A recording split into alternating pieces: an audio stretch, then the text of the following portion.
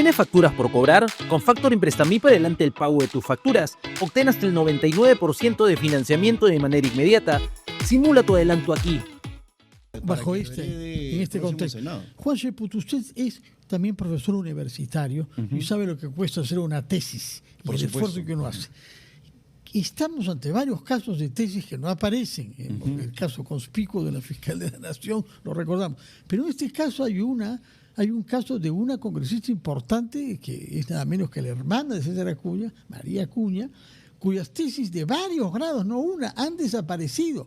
Y se nos ha explicado, y usted nos podrá decir, que eso es consecuencia de un fenómeno climático que hubo en Lambayeque, la filial de la Universidad César Vallejo, donde esta señora María Acuña hizo sus estudios. Explíqueme, por favor. Yo no solamente sé lo que es una tesis, mis tesis están ahí en las universidades colombianas, sino que he sido asesor de tesis. Y lo que hace uno con la tesis no solamente es entregar el documento físico, sino en USB, y eso es desde el año 2099, de que yo tengo uso de razón. Uno guarda un ejemplar, ¿no? Claro, y para además sí mismo, en el año 99, 2000, mira, yo he estado con una persona académicamente brillante. Su asesoría de tesis la mandaba a su universidad española en disquete en esa época, y la revisaba interactivamente. Y se manejaba así, y aún más, en esa época yo también ya vinculado al ámbito académico lo recibía en disquete, luego en USB, luego en CD, ¿no? Hasta ahora por correo electrónico, ¿no? Que ahora cualquier cosa puede ingresar, porque antes pesaba mucho, sí. Antes uno tenía que llevarlo físicamente. Y además, si no la tiene, pues si pasó esa desgracia del fenómeno del niño, ¿no? Que no dude la palabra de ellos. Que destrozó las tesis de la universidad. Usted se ríe, pero señor, mira, es que mira, Vallecano no querrá hablar mucho. Tú antes decías que soy ingeniero industrial. Sí. Por definición, ya por logística, un material físico, y sobre todo si es papel, no se pone a ras del suelo. Pues.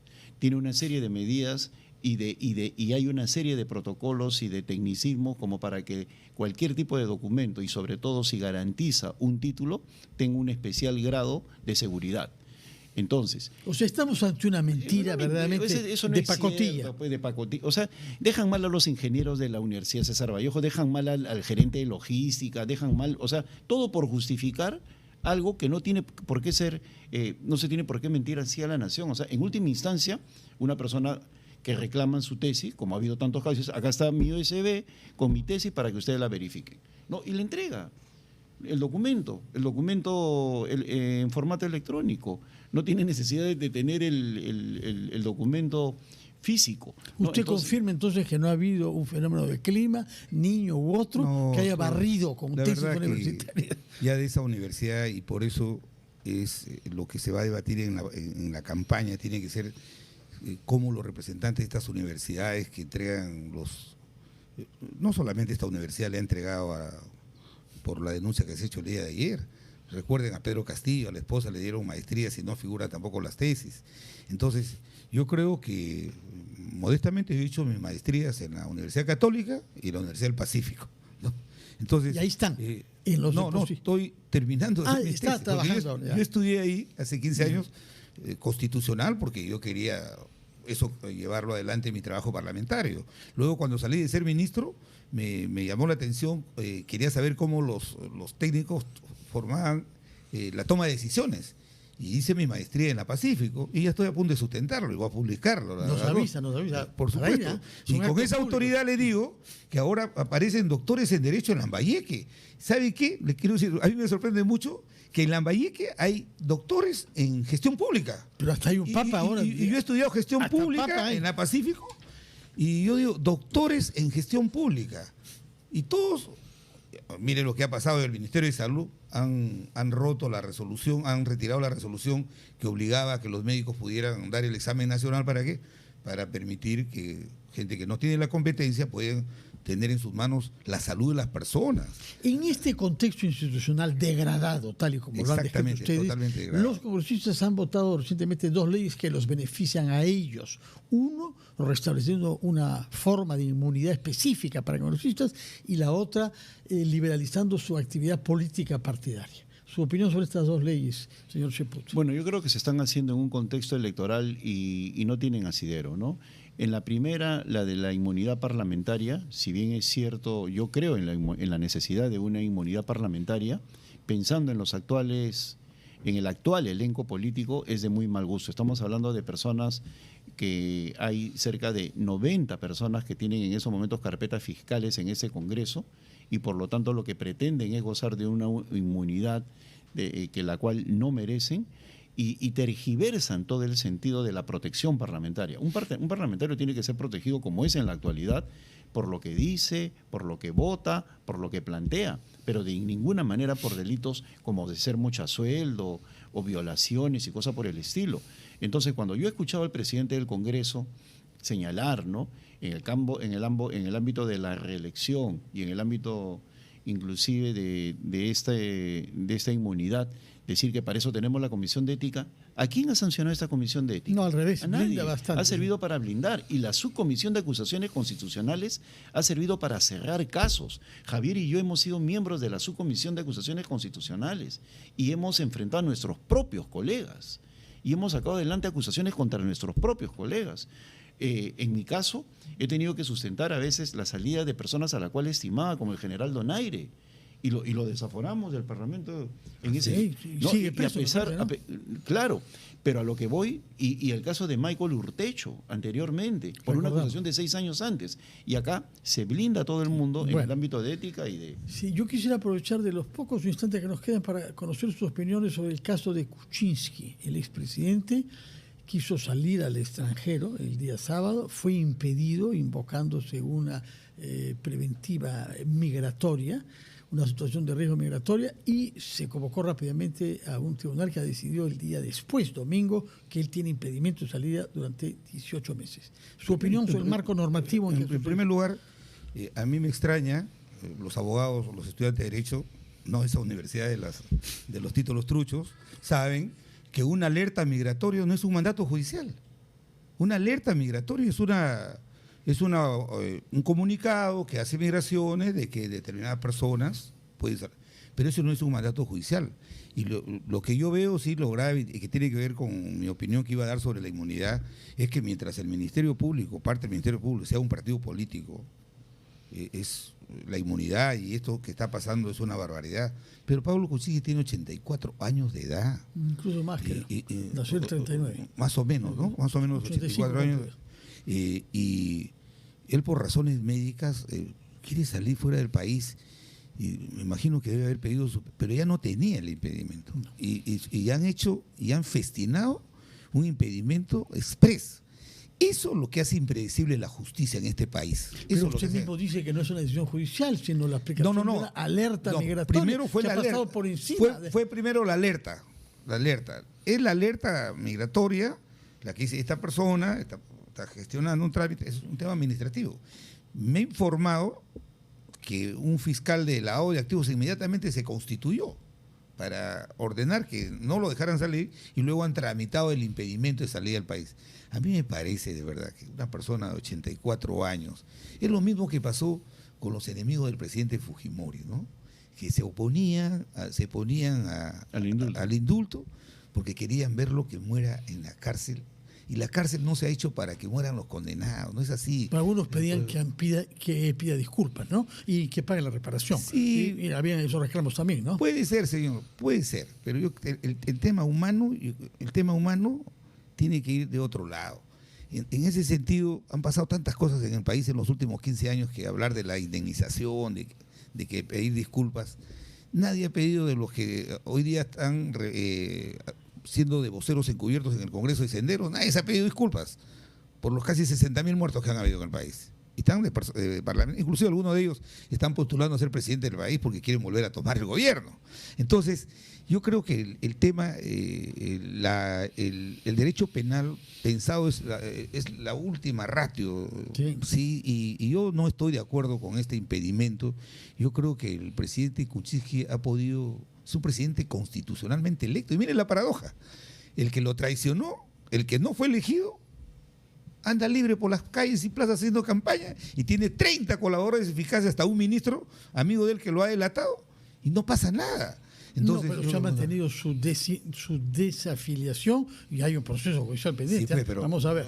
Mira, yo voy a ser clarísimo, ¿no? Es una acción miserable la que han hecho contra Pedro Pablo Kuczynski. Él no tenía ningún impedimento legal para salir del país. Él está atravesando un cuadro muy delicado en términos de su enfermedad. Es una persona que ya frisa los 90 años y tenía todo el derecho del mundo para viajar. Y mira, lo que ha dicho Javier es una cosa que tenemos que relevar. Cualquier persona podría señalar que en el Perú no hay Estado de Derecho en estos momentos. No se puede sacar una alerta migratoria solamente por presión mediática o presión de las redes. El presidente del Consejo de Ministros, el señor Arana, ha sido ministro de Justicia y él celebra un acto que va en contra del Estado de Derecho y es una acción eminentemente política contra un expresidente del Perú. ¿Qué cosa quiere decir alerta migratoria y qué capacidad vinculante tiene? Ninguna. Bueno, ninguna. La alerta migratoria simplemente este señor podría salir del país nada más, pero no es el mandato de un juez. Es una especie de un comunicado de migraciones, nada más. Así es, nada más. Y migraciones depende del Poder Ejecutivo, ni siquiera está en el ámbito jurisdiccional del Ministerio del Interior. Exactamente. Entonces, lo que estamos viendo es un acto arbitrario en contra de Pedro Pablo Kuczynski. Y sus abogados, hoy día he leído, de que están pensando, evaluando, denunciar penalmente al premier, al señor Eduardo Arana. Yo digo que no deben evaluar, deben denunciarlo penalmente de una vez, porque él ha hecho declaraciones en contra de la salida absolutamente legal. Él tranquilamente ha podido estar en Estados Unidos porque, mira, cuando una persona no tiene mandato impedimento de salida... Tenía una cita médica, parece, claro, además si él acude a la sesión de ese día, de este lunes 18, yo lo conozco a Pedro Pablo y sé perfectamente que si hacía de impedimento de salir, tomaba su avión y se regresaba. En el término de la distancia y suspendiendo sus exámenes médicos. Y aún más, él ha acudido a todas las sesiones del Ministerio, perdón, del Poder Judicial que se le ha convocado. Y en esta oportunidad, el impedir que él salga definitivamente es un mandato arbitrario que dice mucho. Y si alguien quería argumentar en estos momentos persecución política en el Perú, pues ahora sí tenemos un elemento claro, contundente y concreto. Impedir la salida de un presidente que no tenía ningún tipo de elemento legal en su contra. Otro tema que tiene que ser abordado por el Congreso, regresando al tema legislativo, habiendo escuchado el punto de vista de ustedes dos sobre Pedro Pablo Kuczynski, es el tema de la reelección. En realidad, de facto, algunos congresistas van a ser reelegidos como senadores, es decir, permanecerán en el Congreso. Pero no se ha alcanzado el mínimo de votos necesario para permitir la reelección de mandatos locales y regionales. ¿Qué opinión tienen sobre el tema en sí y cómo resolverlo? Sí, llegaron a 77 votos y obviamente no lo quieren llevar a una consulta, a un referéndum, porque el país no va a votar a favor de eso. Personalmente, mi apreciación personal es que debería haber reelección como ha sido históricamente para alcaldes. Los alcaldes siempre ha habido reelección y que sea el país, el pueblo el que se exprese, que son los vecinos los que se expresen quién es un buen alcalde, quién es un mal alcalde. Pero lamentablemente se hace en un contexto inoportuno de convocadas elecciones y además cuando el gobierno cede ante la presión de las bancadas que tienen alcaldes y gobernadores, cede a entregar el 2% del IGB a las municipalidades. Es combustible para las campañas, En el caso de los gobernadores, yo no estoy de acuerdo. ¿Por qué? Porque los gobernadores son la proyección del gobierno nacional, tienen otro tipo de funciones que los alcaldes. Entonces, los gobernadores deberían seguir la misma lógica que el presidente de la República, que se puedan elegir alternadamente. Sí. Yo estuve en contra de la no reelección porque esto fue una reacción que tuvo el Congreso, en el que yo formaba parte.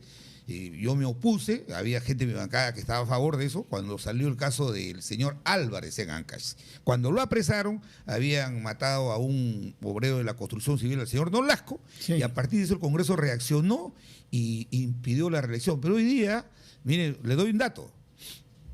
En el periodo pasado, de los 24 gobernadores, 17 han terminado procesados penalmente, 12 presos. Ahora hay presos. Entonces, eso de que la reelección aumenta la corrupción, no. Yo creo que hay que estudiarlo. Que no se puede aumentar la cifra que nos ha dado. Hay tantos corruptos que no son fruto de la reelección que difícilmente podrían haber más. Exactamente, pero yo creo que en el caso de los alcaldes, como tienen una cercanía por los servicios que le ofrecen al ciudadano, que sean los ciudadanos los que valoren esa reelección y que no sea el legislador el que lo haga. En el caso de los gobernadores, por ejemplo, los gobernadores que se dedican a limpiar calles, a comprar volquetes, y no es su función. Entonces, y a dispendiar los recursos. Y yo creo que ahí debería haber alternancia, pero debe ser producto de un debate. Esto los gobiernos regionales se han instaurado hace 23 años. Los municipales tienen más de 100 años. Entonces, y hay toda ahí una experiencia volcada en la labor municipal. Y yo creo que mayoritariamente, es cierto que hay alcaldes también que son procesados, pero también hay buenos alcaldes sin duda. que merecen ser elegidos. Tenemos que terminar. Yo quisiera, señor pero sobre esto. Sí, perdón, adelante. Una ley electoral o una ley que tiene que ver con las elecciones no se puede discutir en un año electoral, pues. Y con esta pasión que estamos viendo, porque obviamente ya estamos en un año electoral. Sí, sí. Y por otro lado, estamos viendo que la reconsideración, que era algo completamente excepcional, se ha convertido en algo habitual. Norma, sí. Así es. Bueno, palabra final brevísima, por favor, sobre la Semana de la Ingeniería. También hemos recibido al nuevo decano del Consejo Departamental de Lima y él dice que es por no respetar y darle sus atribuciones a los ingenieros que tenemos en el Perú 2.500 obras paralizadas con gasto público y daño a los ciudadanos. ¿Qué mensaje diría usted a sus colegas ingenieros un día como Bueno, primero felicitarlos por el Día de los Ingenieros y en segundo lugar que la ciudadanía entienda que la ingeniería es una actividad estratégica y que como tal es el corazón del desarrollo. En la medida que los ingenieros no tengan una mayor participación en el diseño de las políticas públicas, pues simplemente veremos de que a esta le va a faltar estructura y sobre todo futuro. Y yo espero que el Colegio de Ingenieros del Perú tenga una mayor actividad como conciencia crítica de lo que pasa en el país. Y este es un mandato a todos los colegios profesionales. Yo he tenido una niñez en la cual me deleitaba viendo los comunicados del Colegio de Ingenieros, del Colegio de Abogados, que marcaban posición. Sin duda. Y no como ahora que son entidades muertas. Vamos a ver si las cosas cambian. En todo caso, muchas gracias por haber estado acá. Muy buenas noches a ambos.